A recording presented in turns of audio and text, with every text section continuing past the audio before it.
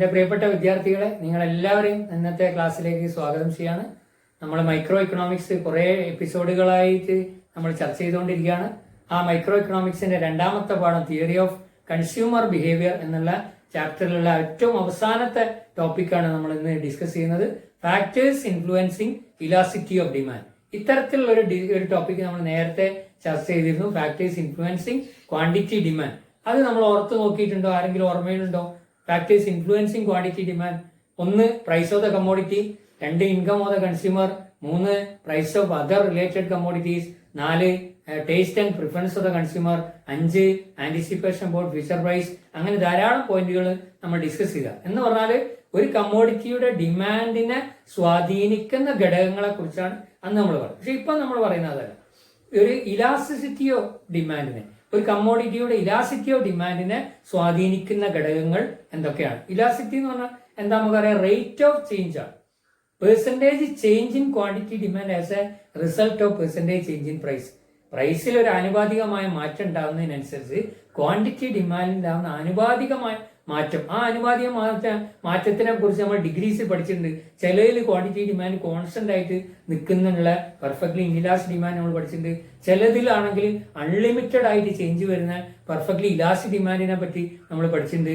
ചിലതിലാണെങ്കിലോ ഒരേപോലെ പ്രൈസിൽ എന്ത് ചേഞ്ച് ഉണ്ടായോ അതേ ചേഞ്ച് ഉണ്ടാവുന്ന യൂണിറ്ററി ഇലാസ്റ്റിക് ഡിമാൻഡിനെ കുറിച്ച് നമ്മൾ പഠിച്ചിട്ടുണ്ട്. ലെസ് ഇലാസ്റ്റിക് ഡിമാൻഡ്, അതായത് പ്രൈസിലുണ്ടായ ചേഞ്ചിനേക്കാൾ കുറഞ്ഞ ചേഞ്ച് ഉണ്ടാവുന്ന ലെസ് ഇലാസ്റ്റിക് ഡിമാൻഡിനെ കുറിച്ച് നമ്മൾ പഠിച്ചിട്ടുണ്ട്. മോർ ഇലാസ്റ്റിക് ഡിമാൻഡ്, അതായത് പ്രൈസിലുണ്ടായ ചേഞ്ചിനേക്കാൾ കൂടുതൽ ചേഞ്ച് ഉണ്ടായ മോർ ഇലാസ്റ്റിക് ഡിമാൻഡിനെ കുറിച്ച് നമ്മൾ പഠിച്ചിട്ടുണ്ട്. അപ്പൊ അവിടെയൊക്കെ നമ്മൾ പറയുന്നത് എന്താ? ചേഞ്ച് എത്രയാണ്? തീരെ മാറ്റമില്ലാത്തത്, വലിയ മാറ്റമുള്ളത്, കുറച്ച് മാറ്റമുള്ളത്, കൂടുതൽ മാറ്റമുള്ളത്, ഇങ്ങനെയൊക്കെ ഒരേപോലെ അങ്ങനെ നമ്മൾ ആ മാറ്റമാണ് പറയുന്നത്. റേറ്റ്. ആ റേറ്റിന് ഇങ്ങനെ എന്തൊക്കെ ഘടകങ്ങൾ കൊണ്ടാണ് ആ തരത്തിലുള്ള മാറ്റം ഉണ്ടാവുന്നത് എന്ന് നമുക്കൊന്ന് ജനറൽ ആയിട്ട് പരിശോധിച്ചു നോക്കാം. അപ്പൊ അതിൽ ഒരു 5-6 പോയിന്റ്സ് നമുക്ക് ഡിസ്കസ് ചെയ്യാനുണ്ട്. അതിൽ ഒന്നാമത്തെ പോയിന്റ് എന്ന് പറഞ്ഞാൽ the availability of close substitute ആണ്. അവൈലബിലിറ്റി ഓഫ് ക്ലോസ് സബ്സ്റ്റിറ്റ്യൂട്ട് നമ്മളൊരു ചാപ്റ്ററിൽ നമ്മൾ പഠിച്ചതാണ് ഈ ഭാഗത്ത്. സബ്സ്റ്റിറ്റ്യൂട്ട് ഗുഡ്സ് എന്ന്. സബ്സ്റ്റിറ്റ്യൂട്ട് ഗുഡ്സ് എന്ന് പറഞ്ഞാൽ എന്താ? The goods which are substituted in the place of another. ഒന്നിന്റെ സ്ഥാനത്ത് മറ്റൊന്ന് പ്ലേസ് ചെയ്യുന്ന, ഉപയോഗിക്കുന്ന ഗുഡ്സിനെയാണ് നമ്മൾ സബ്സ്റ്റിറ്റ്യൂട്ട് ഗുഡ്സ് എന്ന് പറയുന്നത്. അത്തരത്തിലുള്ള ഗുഡ്സ്, ഉദാഹരണത്തിന് ടീ, കോഫി. ആ ടീ, കോഫിക്ക് ഇപ്പൊ ഇന്ന് ഒരുപാട് സബ്സ്റ്റിറ്റ്യൂട്ടുകൾ വന്നു. ബൂസ്റ്റ്, ഹോർലിക്സ്, മാൾട്ടോവ, മിലോ, കോംപ്ലാൻ, ഇങ്ങനെ തുടങ്ങി ധാരാളം സബ്സ്റ്റിറ്റ്യൂട്ടുകൾ ഇന്ന് ആ ചായയുടെയും കോഫിയുടെയും സ്ഥാനത്തേക്ക് കയറി വന്നിട്ടുണ്ട്. എന്നാൽ ചില കമ്മോഡിറ്റികൾക്കാണെങ്കിലോ സബ്സ്റ്റിറ്റ്യൂട്ടുകൾ തീരെയില്ല. ഇപ്പൊ ഇന്ത്യൻ റെയിൽവേ എന്ന് പറയുന്നതിന് സബ്സ്റ്റിറ്റ്യൂട്ടേ ഇല്ല. അപ്പൊ ചില കമ്മോഡിറ്റികൾക്ക് സബ്സ്റ്റിറ്റ്യൂട്ടുകൾ വളരെ എണ്ണം കൂടുതലുണ്ട്, ചില കമ്മോഡിറ്റികൾക്ക് സബ്സ്റ്റിറ്റ്യൂട്ടുകൾ വളരെ കുറവാണ്. അപ്പൊ availability of the number of substitute എന്ന് പറയുന്ന ഇലാസ്റ്റിറ്റിയെ ഏറ്റവും പ്രധാനമായി സ്വാധീനിക്കുന്ന ഒരു ഘടകമാണ്. അപ്പൊ those commodities which having large number of close substitute it will have more elastic demand, whereas certain commodities having less number of close substitute it having less elastic demand. ഏത് കമ്മോഡിറ്റിക്കാണോ ഏറ്റവും കൂടുതൽ നമ്പർ ഓഫ് സബ്സ്റ്റിറ്റ്യൂട്ട് ഉള്ളത് അത്തരം കമ്മോഡിറ്റികൾക്ക് more elastic demand ഉണ്ടാവും. എന്നാൽ ഏത് കമ്മോഡിറ്റിക്കാണോ ഏറ്റവും കുറഞ്ഞ സബ്സ്റ്റിറ്റ്യൂട്ട് ഉള്ളത് അത്തരം കമ്മോഡിറ്റികളുടെ ഇലാസ്റ്റിറ്റി വളരെ കുറവായിരിക്കും. അപ്പൊ ഒന്നാമത്തെ പോയിന്റ് അതാണ്. രണ്ടാമത്തത് number of consumers in the market. മാർക്കറ്റിലുള്ള കൺസ്യൂമേഴ്സിന്റെ എണ്ണം. നമ്മൾ ഓരോ മാർക്കറ്റ് പരിശോധിച്ച് നോക്കിയാലോ ചില ലോക്കൽ മാർക്കറ്റുകളിൽ കൺസ്യൂമേഴ്സിന്റെ എണ്ണം വളരെ കുറവായിരിക്കും. എന്നാൽ ചില മാർക്കറ്റുകളിലോ ധാരാളം കൺസ്യൂമേഴ്സ് ഉണ്ടാവും. ഇപ്പോൾ കോഴിക്കോടുള്ള ഒരു മാർക്കറ്റിനേക്കാൾ ഒരു പക്ഷേ എറണാകുളത്തുള്ള ഒരു മാർക്കറ്റിൽ കൺസ്യൂമേഴ്സിന്റെ എണ്ണം കൂടുതലുണ്ടാവും. അപ്പൊ ചില certain commodity, certain markets having large number of consumers, വേറെ certain markets having less number of consumers.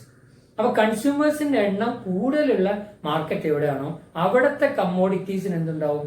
കൂടുതൽ ഇലാസ്റ്റികത ഉണ്ടാവും. എന്നാൽ എവിടത്തെ മാർക്കറ്റിലാണോ കുറച്ച് കൺസ്യൂമേഴ്സ് ഉള്ളത് അവിടെ ലെസ് ഇലാസ്റ്റിക് ആയിരിക്കും. അപ്പൊ those commodities having large number of consumers it have more elastic demand, whereas certain commodities having less number of consumers so that elasticity will be less എന്ന് മനസ്സിലാവും. ഇപ്പൊ 2 പോയിന്റ്. മൂന്നാമത്തെ പോയിന്റ് എന്ന് പറഞ്ഞാൽ ടോട്ടൽ എക്സ്പെൻഡിച്ചർ ഓൺ ദ കമ്മോഡിറ്റിയാണ്. Total expenditure on the commodity. Total expenditure means ഒരു കമ്മോഡിറ്റിക്ക് വേണ്ടി ഒരു കൺസ്യൂമർ ചെലവാക്കുന്ന തുക, അയാളുടെ മാസാന്ത ചെലവിന്റെ ഭാഗത്ത് നിന്ന് എത്ര എമൗണ്ട് ഓരോന്നിന് ചെലവാക്കും. ഇപ്പൊ ഭക്ഷണ വസ്തുക്കൾക്ക് വേണ്ടി ചെലവാക്കുന്ന എമൗണ്ട് വളരെ കൂടുതലായിരിക്കും. ഇപ്പോൾ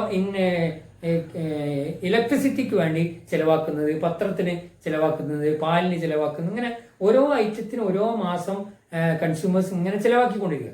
എന്നാൽ അതിൽ ചില കമ്മോഡിറ്റികൾ, ഇപ്പോൾ ഉദാഹരണത്തിന് ഫുഡ് ഐറ്റത്തിന് വേണ്ടി ചിലവാക്കുന്ന അളവ് വളരെ കൂടുതലായിരിക്കും. എന്നാൽ ചില കമ്മോഡിറ്റിക്ക് ചിലവാക്കുന്നത് വളരെ കുറവാണ്. ഉദാഹരണത്തിന് ഇപ്പോൾ നമ്മൾ സാധാരണ ഉപയോഗിക്കുന്ന മാച്ച് ബോക്സ്, സേഫ്റ്റി പിന്ന് തുടങ്ങിയിട്ടുള്ള സാധനങ്ങൾക്കൊക്കെ ഒരു കൺസ്യൂമർ ഒരു മാസത്തിൽ ഏറിയാൽ ഒരു 5 രൂപ ചിലവാക്കാം.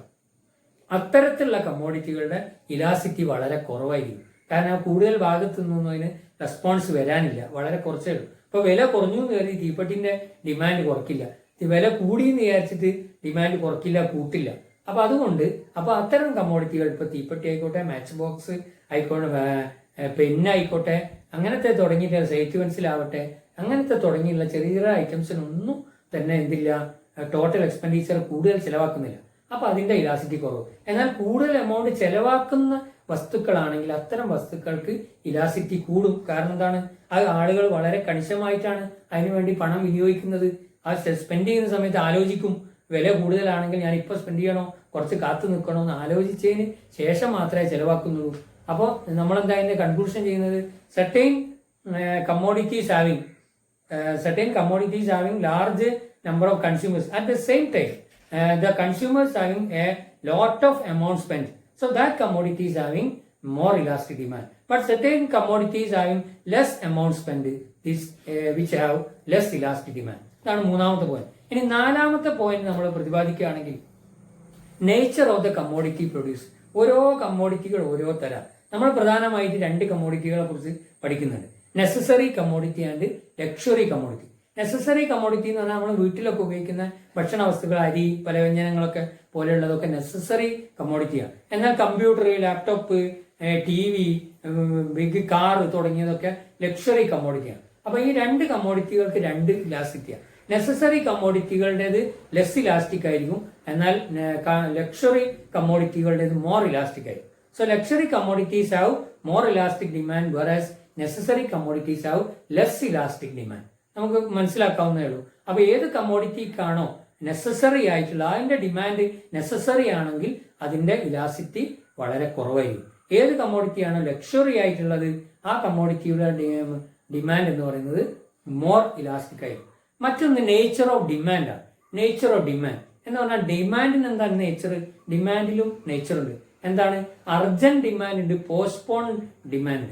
ചില ഡിമാൻഡുകൾ നമുക്ക് പെട്ടെന്ന് ഡിമാൻഡ് കൺസ്യൂം ചെയ്ത് അതിന് ഉപയോഗിക്കേണ്ടതാണ് ചില തരത്തിലുള്ള കമ്മോഡിറ്റികൾ. എന്നാൽ ചില കമ്മോഡിറ്റികളോ നമുക്ക് അത്യാവശ്യമില്ല, കുറച്ച് കഴിഞ്ഞിട്ടാലും മതി. ഇപ്പൊ ഗോൾഡിന്റെ വില ഇങ്ങനെ വർദ്ധിച്ചുകൊണ്ടിരിക്കുക. ഇപ്പൊ സാധാരണക്കാരനെ സംബന്ധിച്ചിടത്തോളം ആ ഗോൾഡ് പെട്ടെന്ന് വാങ്ങിക്കോളുന്നില്ല, ആ മാർക്കറ്റിലെ ചേഞ്ചിലൊക്കെ അനുസരിച്ച് വില കുറയോ കൂടുവോ എന്നൊക്കെ നോക്കിയിട്ട് വാങ്ങിയാൽ മതി. എന്നാൽ ചില കൺസ്യൂമേഴ്സിന് എന്തുണ്ടാവും, ഗോൾഡിന്റെ എന്തെങ്കിലും അത്യാവശ്യം വിവാഹ ആവശ്യങ്ങളൊക്കെ ഉണ്ടെങ്കിൽ പെട്ടെന്ന് കൂടുതൽ വാങ്ങേണ്ട ഒരു സാഹചര്യം. അപ്പൊ ചില സമയത്ത് ചില കമ്മോഡിറ്റിക്ക് അർജന്റ് ഡിമാൻഡ് ആയിരിക്കും, ചിലതിന് പോസ്റ്റ്പോൺ ഡിമാൻഡാണ്. അപ്പൊ ഏത് കമ്മോഡിറ്റിയാണോ അർജന്റ് ഡിമാൻഡ് ഉള്ളത്, അത്തരം സന്ദർഭങ്ങളിൽ ഇലാസിറ്റി വളരെ കുറവായിരിക്കും. ഏത് സന്ദർഭങ്ങളിലാണോ പോസ്റ്റ്പോൺ ചെയ്യാൻ പറ്റുന്നത്, അതിന്റെ ഇലാസിറ്റി വളരെ കൂടുതലായിരിക്കും. So the commodities having postpone demand, the elasticity will be more, and the commodities having urgent demand, so the elasticity will be less എന്ന് നമുക്ക് മനസ്സിലാവും. ദെൻ ആറാമത്തെ നമ്മുടെ ടോപ്പിക് എന്ന് പറഞ്ഞാൽ ടൈം പീരീഡാണ്. ടൈം പീരീഡും അത് ഇലാസിറ്റിനെ വളരെ ബാധിക്കുന്ന ഒരു ഘടകമാണ്. എന്താ time period? Short period, long period എന്ന് പറഞ്ഞിട്ട് 2 ടൈമുകളുണ്ട്. ഒരു വർഷത്തിന് താഴെയാണെങ്കിൽ നമ്മൾ ഷോർട്ട് പീരീഡ് എന്നാ പറയാ, ഒരു വർഷത്തിൽ കൂടുതലാണെങ്കിൽ നമ്മൾ ലോങ് പീരീഡ് എന്ന് പറയും. അപ്പൊ ഈ ഷോർട്ട് പീരീഡാണ്, വളരെ ഹ്രസ്വമായ ഒരു പീരീഡ് ആണെങ്കിൽ പ്രൈസിലുള്ള ചേഞ്ചിനെ പറ്റി ആലോചിച്ച് തീരുമാനിക്കാനൊന്നും കൺസ്യൂമർക്ക് സമയമില്ല എന്നുള്ളത് കൊണ്ട് അതിന്റെ ഇലാസിറ്റി കുറവായിരിക്കും. എന്നാൽ ഒരു വർഷത്തിലധികം നീണ്ടു നിൽക്കുന്ന കാര്യങ്ങളാണെങ്കിൽ അവിടെ കൺസ്യൂമർ വളരെ കൃത്യമായി അതിനെ പഠിച്ച് അതിന്റെ വിലയിലുള്ള മാറ്റങ്ങളൊക്കെ പഠിച്ചിട്ട് മാത്രമേ അയാൾ ഡിമാൻഡ് ചെയ്യുന്നുള്ളൂ. അപ്പൊ ടൈം പീരീഡ് കൂടുതലാണെങ്കിൽ, in the case of long period of time the commodities having more elastic demand, whereas in the case of short period the commodities having less elastic demand. ഇങ്ങനെ ഇത്രയും പോയിന്റുകളാണ് പ്രധാനമായി ഇലാസ്റ്റിറ്റിയെ സ്വാധീനിക്കുന്നത്. ഇപ്പോൾ നമ്മൾ ഡിസ്കസ് ചെയ്യുന്ന topic factors influencing elasticity of demand. So there are A large factors that influencing the elasticity of demand. The important among them are 1. Availability of close substitute, 2. Number of consumers in the market. 3. Total expenditure on the commodity. 4. Nature of the commodity produced. 5. Nature of demand. 6. Time period. 7. Number of uses of the commodity. So the first one, the availability of close substitute. So certain commodities having large number of close substitute. Such commodities are more elastic demand commodities. But certain commodities having less number of close substitute, so those commodities have less elastic demand. അപ്പോൾ ഏറ്റവും കൂടുതൽ സബ്സ്റ്റിറ്റ്യൂട്ടുകളുള്ള വസ്തുക്കൾ ഏതാണോ അവയ്ക്ക് more elastic demand ആയിരിക്കും. എന്നാൽ ചില കമ്മോഡിറ്റികൾക്ക് സബ്സ്റ്റിറ്റ്യൂട്ടുകളുടെ എണ്ണം വളരെ കുറവായിരിക്കും. അത്തരത്തിലുള്ളതിന് കമ്മോഡിറ്റികളുടെ ഇലാസിറ്റി വളരെ കുറവായിരിക്കും.